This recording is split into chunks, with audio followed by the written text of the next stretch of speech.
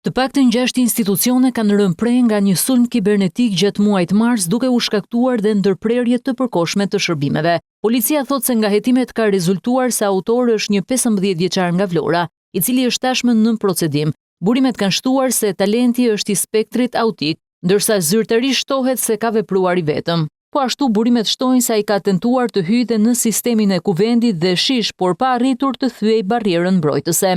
Megjithatë, gjatë veprimtarisë i mituri nuk ka shkarkuar apo fshir materiale dhe pse ka mundur të ketë akses edhe në emaile. Madje në deklaratë shtohet se nuk janë cënuar materialet e cilësuara konfidenciale. Gjatë operacionit u sekuestruan 5 kompjutera laptop, 6 aparate celular dhe një dron.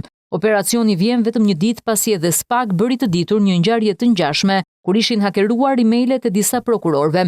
Por në rastin e fundit, autorët kishin marrë material që më pas ishin shpërndar tek persona të tjerë. 2 persona u arrestuan për këtë veprim, ndërsa hetimet vijojnë për të zbuluar nëse kanë të bëjnë me grup kriminal.